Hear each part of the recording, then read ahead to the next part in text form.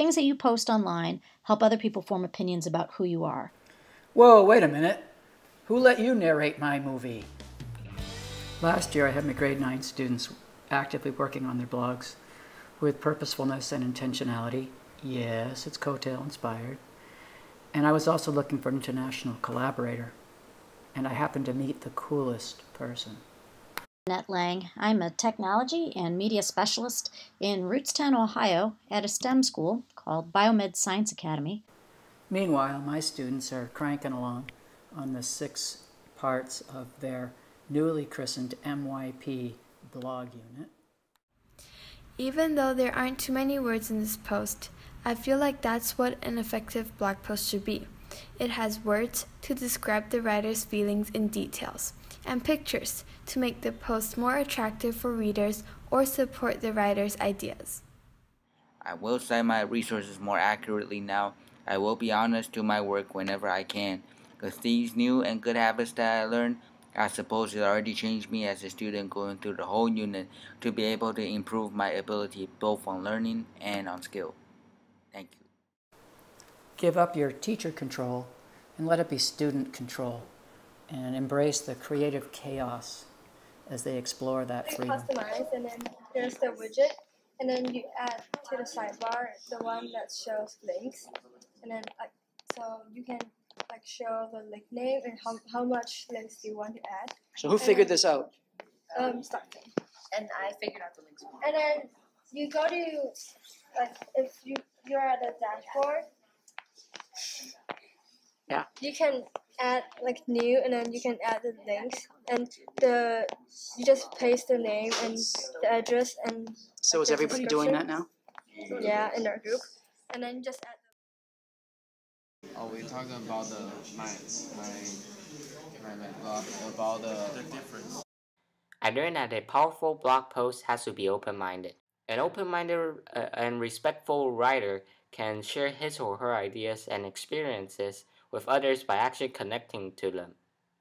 An open-minded writer does not only inform the readers about a topic, an open-minded writer also learns from the readers, and that's what makes the difference.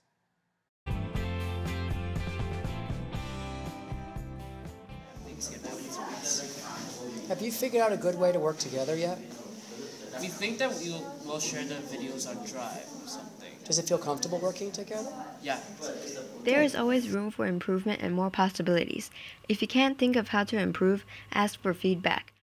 Revising teaches you how to challenge something that you wrote, and you will have the skill to determine whether it's good or bad. Make your readers laugh, cry, and remember your story. This unit changed me as both writer and person. If you see my post before, I didn't have any pictures and video unless I was being instructed by teachers. But this unit taught me the importance of the pictures. It also changed my idea about working together. I saw that working with partners wasn't that bad as I thought. Students work with partners on 4 of the topics within the blog unit. I shuffle and draw cards with their names on them, and they keep a record of that on a shared Google Sheet so we can make sure that everybody works with a different partner each time. And that was a perfect platform for when Annette launched the Flipboard project, and now my students are collaborating with hers, and the idea of partner work and the rewards and challenges that come with it were very clear. That I was looking for a global partner. And Victor, who's a technology coordinator, innovation expert for the KS school in Taiwan, put me in connection with one of his teachers, T.W. Williamson. And T.W. and I started talking back and forth on Twitter, coming up with lots of different ideas and brainstorming. And T.W.'s a language arts teacher, so we started talking about, well, your students... I'm looking at her clipboard. Yeah? What are you finding out? She likes to paint. Yeah. How do you know that?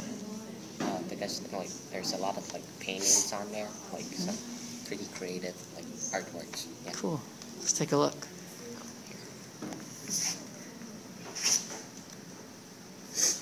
And using Flipboard as a way to curate articles of interest and learn about your classmates. This is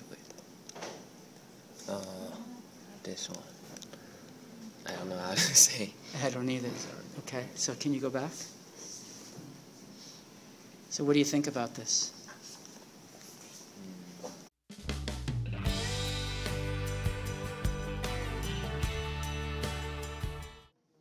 We went to the types of magazines and sites he was following, and then instead of just following them, you had to also click the little plus sign so you can add it to your magazine to show other people your hobbies. Is he all set up now? Yes. Cool, thank you. And each of my students created one of these, and then in turn, TW had his students create flipboards as well. And then just using a Google sheet, Google Turn-In form, our students were able to submit links to their files, to their individual magazines, and our students were able to read each other's magazines so they could start to get to know their global or sister class, is like we like to refer to them as. So this we're hoping to be a first step in this. I think I was very surprised. I'm not sure why I was surprised by this, but it was a really excellent opportunity for my students to see how the links that you post can create an opinion. Let's take a look at Annette's students' flipboards. She teaches at a STEM high school in Ohio in the U.S.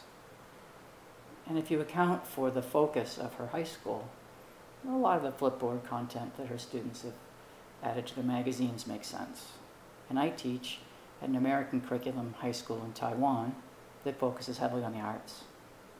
But once you get past that, what you see are flipboards from all these great kids in grade 9 who want to demonstrate and portray who they are by the content that they've added to their flipboards. And then we paired the students up using a Google Sheet, and they read each other's flipboards. Her students read mine, and mine read hers. And then they write to their blogs, and they write a reflective post, and we've guided them somewhat with some questions, but really how they choose to interpret who their partner is by the content of their flipboard, and then reflect on that in their writing, really is what we're going for. This is a real first-hand activity for them. I've never met them, they don't know anything about them, the only thing they have is this little About Me magazine. And based on that, the students are going to create a blog entry about what they think about that student. So TW has kind of pushed me into the world of blogging as a technology teacher, not a writing teacher. Can we have their email? We could be pen pals and that'll be really cool. It started a Weebly account, and one of their blogs, this is their third blog entry for me on my end, is they're doing global connection, and they're going I'm trying to find Jade Cobb Harris on Facebook. Yeah, okay, all right. So let's go, what do you think? I don't know, Los Angeles, maybe this one. They're in Ohio. Ohio? Ohio? Where's Ohio? I found him! Oh my god! Yeah! I can find Profile stalker! Okay, so what have you found? I found him. His profile. How do you know? Because he's from Ohio. Okay. Do you know what school? No. Okay. See if you can find out. Should I add him? Okay. So it's just been an amazing experience for me. I love having a global partner, an excellent teacher to work with that's pushing me and helping me develop my skills. And I just feel that being able to collaborate in a global manner is just such an authentic, this year at the national conference, national project for our students to be involved in. And I'm just so excited and happy to have an excellent partner in Mr. Williamson and the KS schools. For this unit's summative assessment, I wrote the following about what a blogger should do in order to engage her reader more. It's important to maintain a more casual and talkative voice when writing a blog post. A blog post isn't something formal or detached. It's something that is supposed to reach out and speak to a reader on a more personal level.